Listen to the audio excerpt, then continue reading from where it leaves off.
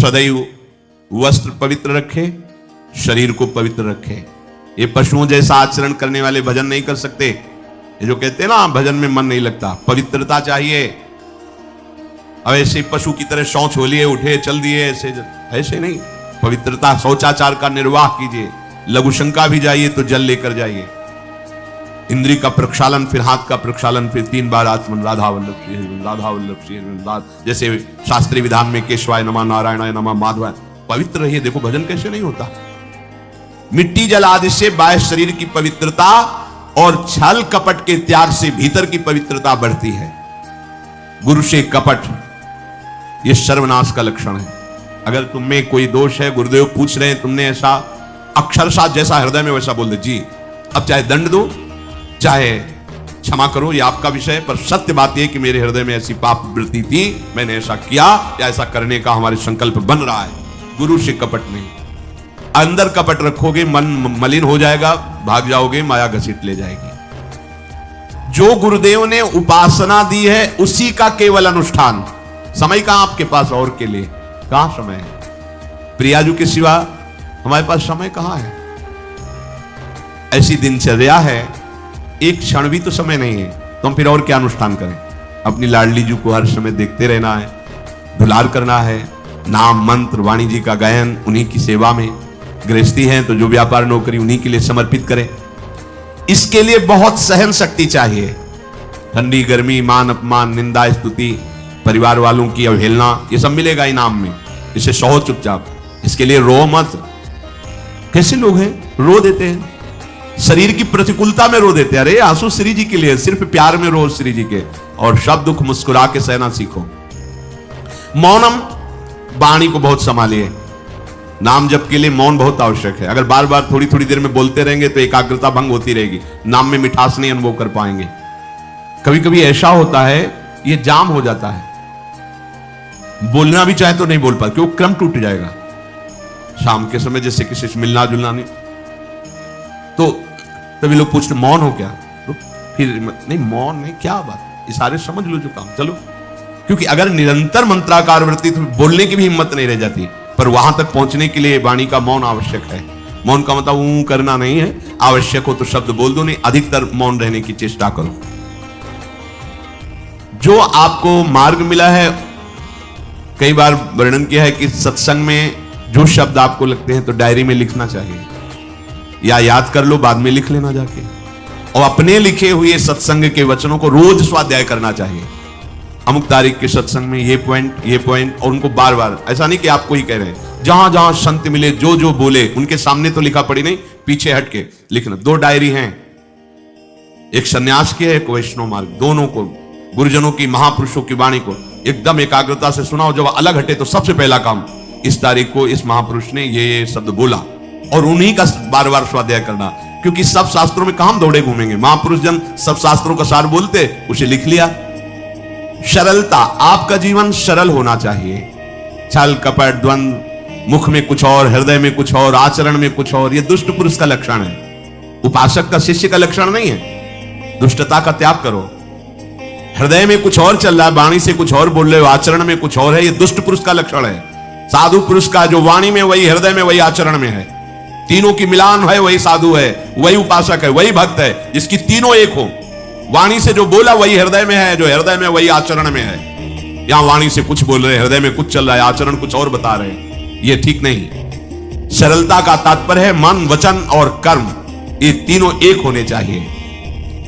अहिंसा, वाणी से, शरीर से किसी को भी कष्ट ना पहुंचे, ऐसी अंदर धारणा रखो। वो अपने संकल्प विकल्प करके कष्ट भोगे, उसकी बात, हमारे द्वारा किसी को कष्ट ना पहुंचे, ये हमारी धारणा हो। सर्दी गर्मी, सुख दुख आदि, द्वंद्व हर्ष विषाद आदि जो है, इनको सहना सीखो। भगवान भी आदेश करते हैं, मात्रा स्पर्शास्तु कौन्तेय शीतोष्ण सुख दुखदा आगमा पायनो अनित्यास्तास्तितिक्षस्व भारत। जो इनको सह जाता है वही परम पदवी को प्राप्त होता है। थोड़ी सी गर्मी आहा, थोड़ी सी सर्दी आहा, पूरे जीवन गर्मी। पैर की त्वचा ऐसी हो गई थी कि बमूल का कांटा टूट जाता था, घुसता नहीं था। जीवन में कभी पादुका ही नहीं, तो चमड़ी इतनी मोटी हो गई थी पैरों की। सर्दी गर्मी जैसा आप इसको, आप देखो, यहां आप कौन सा स्वेटर पहनते हैं? जीवन में कभी नहीं। सर्दी में क्या होता है, यहाँ ये त्वचा नहीं क्या, हमें तो लगता है काफी सुकोमल अन्य अंगों से यहाँ की त्वचा है, कपोल, नासिका, नेत्र आदि। यहाँ क्या पहनते हो सर्दी में, क्या बिगड़ जाता है? क्योंकि अभ्यास है, गर्भ के बाद निकलने के बाद यहाँ कुछ ढका ही नहीं, यहाँ कुछ नहीं ढका तो पूरे जीवन ढकने की जरूरत नहीं, और अगर पूरे अंगों में न ढका होता तो पूरे जीवन ढकने की जरूरत नहीं। जो जंगल में दिगंबर महापुरुष रहते थे गंगा के किनारे कितने, तो उनको क्योंकि अभ्यास, और हमने अभ्यास किया कपड़े लत्ते का, तो अभ्यास हमने अभ्यास किया, एसी रूम का अभ्यास किया, गीजर से नहाने का वो अभ्यास किया, 3 काल गंगा स्नान वो अभ्यास, कुछ फर्क नहीं पड़ा इस जड़ शरीर में। इसको जैसे रखो, तो सहने का अभ्यास, यदि माया से मुक्त होना है तो सहने का अभ्यास रखो। ये जरा में बहुत गर्मी, ये नहीं उपासन, गर्मी है ठीक है, शरीर का धर्म है, तो गेंद्री में ताप लग रहा है ठीक है, राधा राधा राधा। आप कहोगे प्रवचन करने से नहीं होता, कभी बिजली नहीं रखी दाम में, कटवा के रखे थे? बिल्कुल नहीं, जितनी देर होश रहा आंख का हाथ से पंखा कर लिया, नहीं तो बस राधा राधा राधा, जो मिला मांग के खाया कुशासन पे ले। प्रवचन ही केवल नहीं रहे, अब तो जैसे जोई जोई प्यारो करे सोई मोहि भावे, नहीं, जानबूझ करके अपने शरीर को अधीन नहीं करना चाहिए। सुविधाओं की अधीनता, तुम भोगता नहीं, सुविधाएं तुम्हें भोग रही हैं। जितना तुम सुविधा भोगी बन जाओगे उतना तुम कमजोर हो जाओगे। सीधे प्रकृति का वारस रहो, तुम महात्मा सुदृढ़ बलवान हो जाओगे, तुम्हारे आगे समर्थ शब्द लग जाएगा। जो प्रकृति के और विकारों के वेगों को सीधे सहता है उसे महात्मा कहते हैं। समहात्मा सुदुर्लभा यम ही न व्यत्यन्ते पुरुषम पुरुषर्षभ सुख दुख समा। जिसका सुख दुख समान भाव, किसी भी वेग की व्यथा से हृदय व्याकुल नहीं होता, वो भगवान को प्राप्त करने का अधिकार प्राप्त कर लेता है। इसलिए सहनशीलता। सर्वत्रात्मरेश्वरान वीक्षाम कैवल्य मनिकेतताम विभक्त चीर वसनम संतोषम एन केनचित। ये ध्यान रखो कि तुम कभी प्रभु से अलग नहीं हो। सर्वत्र भगवान है तो यहां भी है, सब समय में है तो इस समय में भी है, सब में है तो हम में भी है, सबके हैं तो हमारे भी हैं। हम कभी भी प्रभु से विलग नहीं हो। एकांत सेवन तुम्हारा स्वभाव बन जाना चाहिए, चाहे जो हो। थोड़े समय के लिए तो एकांत बैठो। एकांत मिला तो मोबाइल का संग कर लिया, एकांत मिला तो मित्र बना लिए, बैठ के प्रपंच वार्ता कर रहे हो, नहीं। अगर भगवत प्राप्ति करनी, माया मुक्त होना है तो एकांत एकांत ही होना चाहिए। भले 100 लोग हैं, हमारा किसी से कोई संबंध नहीं, और हम बैठे हैं अपने आराध्य देव के चिंतन में, हम एकांत है। और गुफा में बैठे हैं, शरीर एकांत है, मन से चिंतन संसार का हो रहा है, प्रपंच में है, एकांत में नहीं है। एकांत शब्द का अर्थ समझना चाहिए। हम एकांत को सीधे गुफा या कहीं एकांत, ऐसे एकांत का अर्थ है एक के सिवा दूसरा कोई नहीं, अर्थात एकमात्र भगवत चिंतन में डूबा हुआ उपासक। बाजार में बैठा हुआ भी एकांत है, सभा में बैठा हुआ एकांत है, और प्रपंच का चिंतन करने वाला बंद कमरे में भी प्रपंची है, गुफा में भी प्रपंची है। जहां आप रह रहे हो उसे ये मेरा घर है ऐसी भावना का त्याग कर दे। अनिकेत ये भगवान का दिया हुआ वास स्थान है। कुछ समय के लिए इसमें शरीर निर्वाह कर रहे हैं, ये भी छूटेगा और ये भी छूटेगा। जैसे स्टेशन में बैठा आदमी आराम से, पर वो बैठा इंतजार कर रहा है कि कब हमारी गाड़ी आवे और उस पर हम यात्रा करें। बस ऐसा ही कुछ स्टेशन जैसा विश्राम है, कब मृत्यु आवे, शरीर छूटे, हम प्रिया प्रीतम को प्राप्त हो। ये न मेरा था, न मेरा है, न मेरा रहेगा। ये न मेरा था, न मेरा है, न मेरा रहेगा।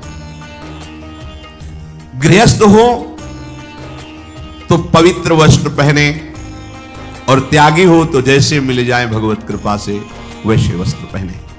प्रारब्ध के अनुसार तुम्हें जैसी व्यवस्था मिली उसमें संतोष करना सीखो, मांग मत रखो।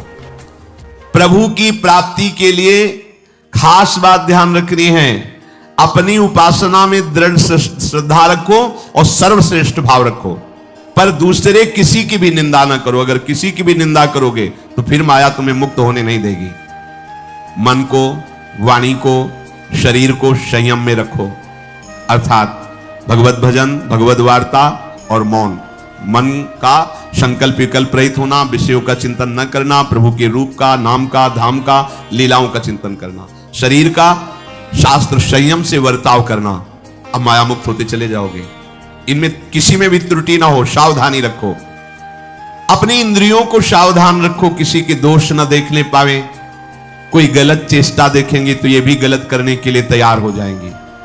हे राजन, श्रवणम कीर्तनम ध्यानम हरेरद्भुत कर्मणः जन्म कर्म गुणानां च तदर्थे अखिल चेष्टिता। श्री भगवान के बड़े अवतार हुए हैं, बड़ी अद्भुत अद्भुत लीलाएं हैं।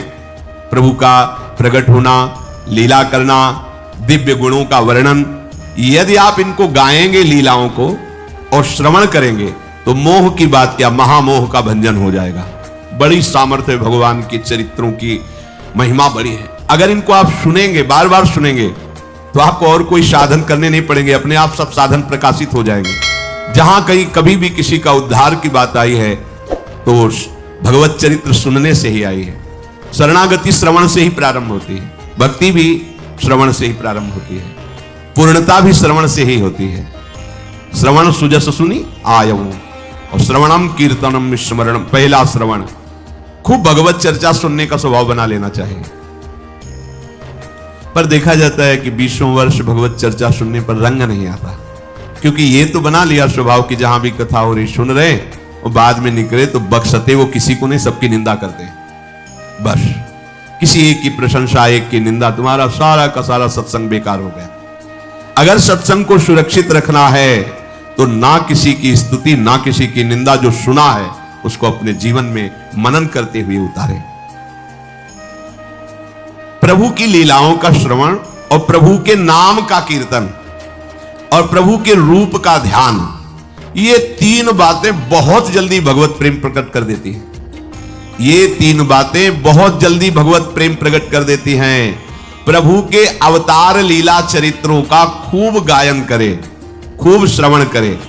भगवान की अवतार लीलाएं भी हैं और प्रभु की प्रेममय निकुंज लीलाएं भी हैं।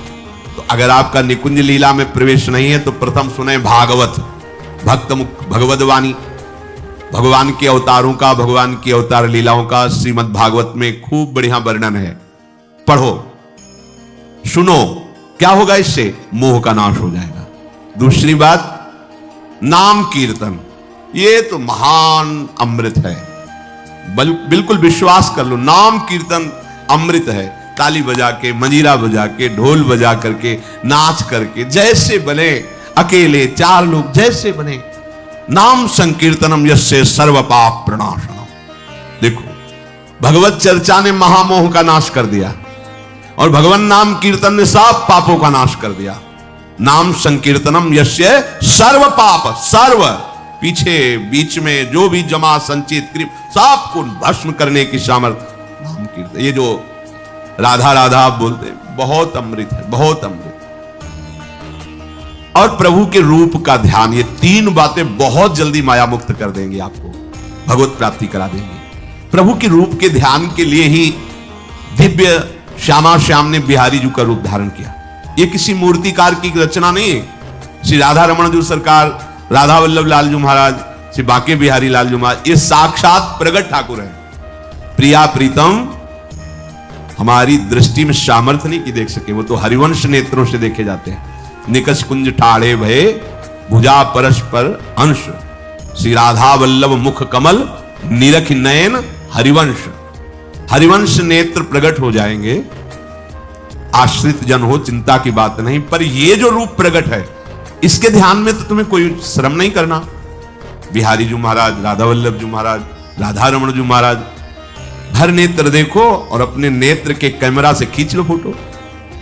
अब आप खींच, इधर देखो, उधर वैसे ही खड़े नजर आ रहे, वैसे मुस्कुराते हुए दिखाई दे हर समय। और ये आदेश कर रहे हैं हरिवंश महाप्रभु, शब्दोहित निष्काम मति, श्री वृंदावन विश्राम, श्री राधा वल्लभ लाल को हृदय ध्यान, मुख नाम।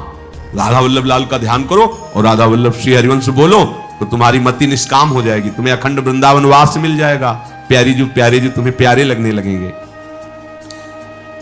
ये तीन बातें आपको निश्चित भगवत प्राप्ति करा देंगे। इष्टम दत्तम तपोजप्तम वृत्तम यच्चात्मनः प्रियम दारान श्रुतान गृहान प्राणान यत् परस्मै निवेदनम। जो भी तुम्हारे द्वारा यज्ञ दान तप अथवा जप सदाचार ये सब प्रभु को अर्पित कर दो, अविनाशी हो जाएगा। प्रभु को अर्पित कर दो जो भी तुम्हारे द्वारा होता है। हे प्रियालाल, आपकी प्रसन्नता के लिए फिर दोबारा कह रहे हैं, स्त्री पुत्र घर जीवन और अपने प्राणों का मोह त्याग करके, प्राणों का मोह त्याग कर। यहां पूरा समाज वैसे ही सब बैठा है हृदय में। देखो, जिस मार्ग में चलना उसे समझो। अंदर से केवल प्रिया प्रीतम में ही हमारी अहमता ममता होनी चाहिए। प्रभु सच्चिदानंद श्री कृष्ण चंद्र को अपना प्राण प्रीतम मानने के लिए ये जितनी जगह आप अपनापन किए हैं समेटना पड़ेगा। सबकी ममता ताग बटोरी, मम पद मन ही बांध बरडोरी। लाडली लाल के लाडले तो कोई बिरले दिखाई देते हैं, प्रिया प्रीतम के जन तो कोई बिरले दिखाई देते हैं।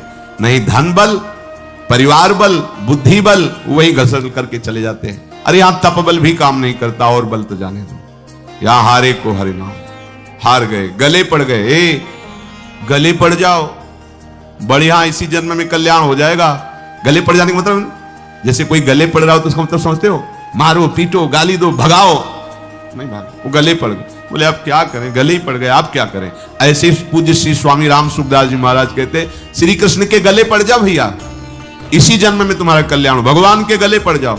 गले आप तो जैसे भी अब आपके हैं, अब तो हम खूब अल्लाह मचा कहेंगे कि राधा वल्लभ लाल के, तुम्हें अपनी इज्जत बचा ली तो सुधार लो हमें, समझिए। ये गले पड़ना, हाउ कहावत, लंबा तिलक लगाएंगे और जय राधा वल्लभ लाल की बोलेंगे। और आपके लायक तो हम है नहीं।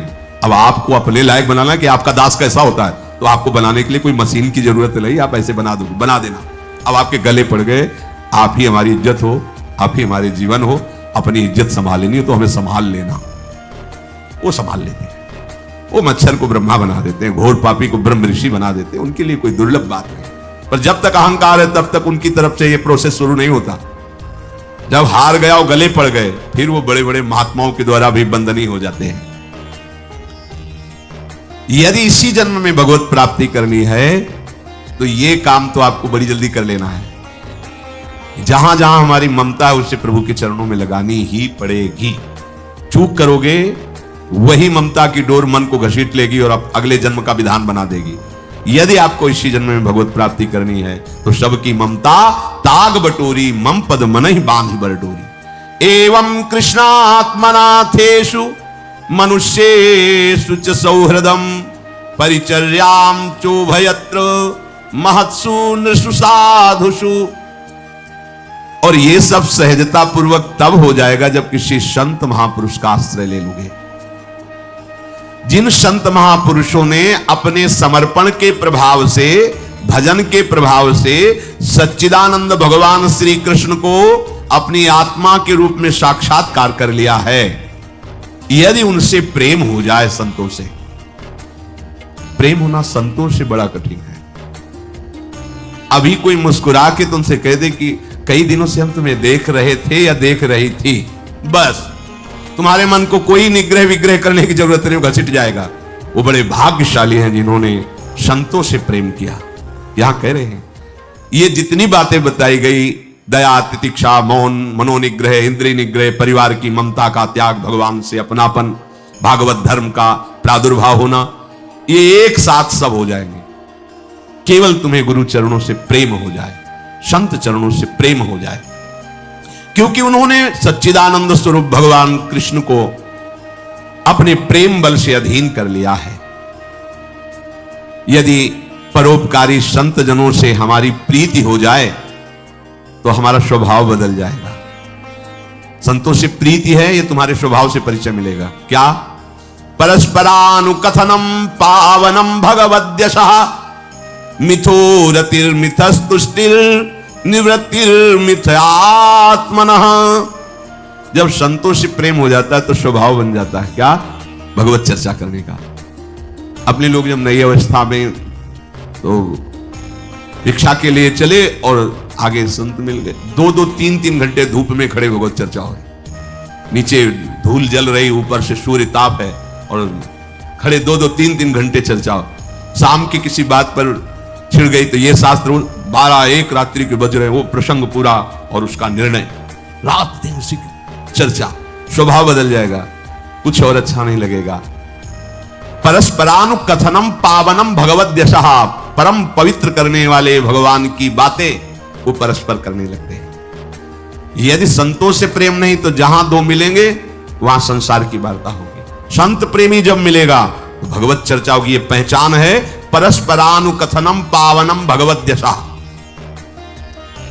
आपस में इकट्ठे होकर नाम कीर्तन करना, भगवत चर्चा करना। पर मिथोरतिर जो प्रपंची लोग हैं उनसे उनका संबंध नहीं होता। मिथस्तुष्टि जो भोगी लोग भोगों में सुख प्राप्त करते हैं, उपासकों को उसमें नहीं। जब भगवत चर्चा होती तो ऐसी तृप्ति होती, 1 घंटा चर्चा हुई, आनंद मगन हो गए। आहा, आज हमें प्रभु का यश सुनने को मिला, आज भगवत भक्त का संग, हृदय पावन होने लगता है। आध्यात्मिक शांति का अनुभव उन्हीं उपासकों को होता है जो प्रपंच वार्ता न करके परस्परानुकथनम पावनम भगवत दिशा स्मरन्तः स्मारयन्तश्च मिथौघौघहरं हरिं भक्त्या संजातया भक्त्या बिभ्रत्युत्पुलकाम तनुम। अब वो जो संत प्रेमी उपासकों ने ये व्रत ले लिया कि प्रपंच चर्चा नहीं करेंगे, केवल भगवत चर्चा करेंगे, तो अब क्या हुआ? बोले राशि राशि पापों का नाश हो गया उनके। आहा, वो ऐसे श्री कृष्ण स्मरण में रम गए, दूसरों को श्री कृष्ण स्मरण कराना, स्वयं स्मरण में रमना। अब उनके हृदय में प्रभु से प्रेम का उदय हो गया। अब उनके हृदय में जब प्रेम उदय हुआ तो क्वचित रुदन्त्यच्युत चिंतया क्वचित दशंति नंदन्ति वदन्त्यलौकिकाः नृत्यन्ति गायत्यनुशीलयन्त्यजम् भवन्ति तूष्णीं परमेत्य निर्वृताः। उनके हृदय की विलक्षण दशा होने लगी। वो कभी ऐसी घोर चिंता में डूब गए कि इतना समय हो गया, अभी प्रियाजू का दर्शन नहीं हुआ, प्रियाजू हमसे बात नहीं किए। चिल्ला चिल्ला के रोना शुरू, शुद्ध नहीं मैं कौन हूं, कहां बैठा हूं, ऐसी ये प्रेम उदय हुआ। अब वो चिल्ला चिल्ला के रोना शुरू कर दे। हाय, मैं किसके पास जाऊं, किससे पूछूं, कौन मुझे प्रियालाल से मिलाए, बस तड़पना शुरू। सोचते सोचते ऐसा रोना, बेशुद्ध स्थिति। उसी में देखते हैं, अरे प्रियालाल तो गलबैया दिए हुए जा रहे हैं। बस ऐसा स्फुरण हुआ कि वो आनंद मगन हो गए, एकदम मन प्रसन्न, तन प्रसन्न। अभी शोकित थे, अभी आनंदित हो गए।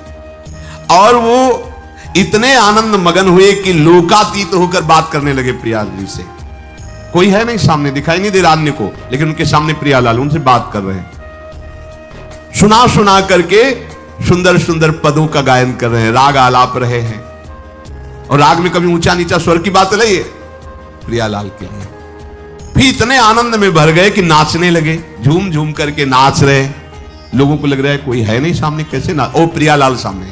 प्रियालाल को देख रहे, प्रियालाल को पद सुना रहे, प्रियालाल के सामने नाच रहे।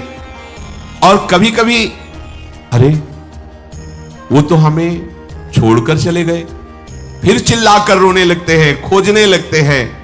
कभी कभी अरे वो तो मुझे हृदय से लगाए हुए, एकदम शांत समाधिस्थ, ऐसी भाव दशाएं उसकी होने लगती है। तो जो इस प्रकार गुरु की शरण होकर उनकी आज्ञा पालन करते हुए, संत जनों से प्रीति रखते हुए, परस्पर भगवत चर्चा करते हुए, नाम कीर्तन करते हुए, भगवत रूप का ध्यान करते हुए, प्रतिपल प्रभु का चिंतन करते हैं, उनको इस दुरंत माया से पार होने के लिए कोई कठिनता नहीं, वो सहज में पार हो जाते हैं। और पार ही होना है, दूसरा कोई सूत्र नहीं है हमारे पास, कोई अब मंगल का रास्ता नहीं रह गया।